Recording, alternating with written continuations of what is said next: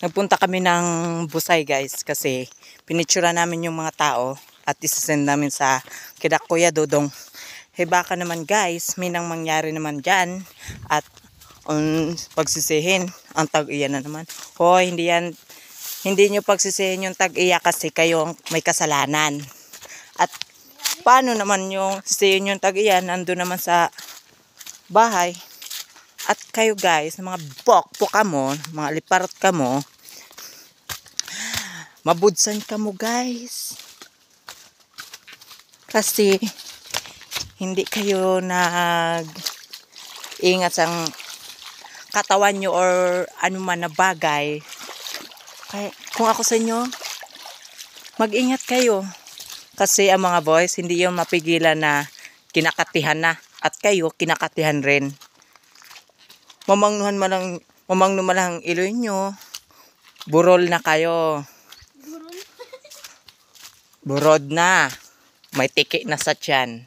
At kung ako sa inyo, maghimat kayo. At kasi, pinabawal na kasi magpunta ng Busay guys. Okay, thank you.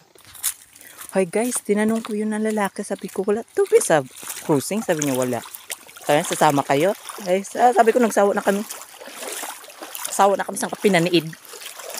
Kasama na ako guys. Hindi ko na in-speak na ganitong mangyayari sa akin. Oh my God! At andito na kami, pauwi na. RC Dana. At i-report namin to.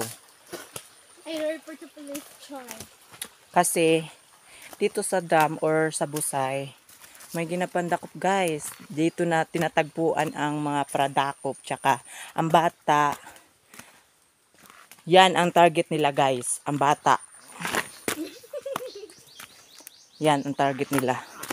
Kaya kung ako guys, ang inyong mga anak, kung sino man kayo dyan ang nakarinig na video na ito, himatan nyo ang inyong mga anak. At hindi nyo puntahin ng dam na siya lang na isa. At kayo guys ha, mahirap na mawalaan tayo ng magulang. Ay, bahala na kayo guys, mag-intindi sa inyo katawan guys. Thank you.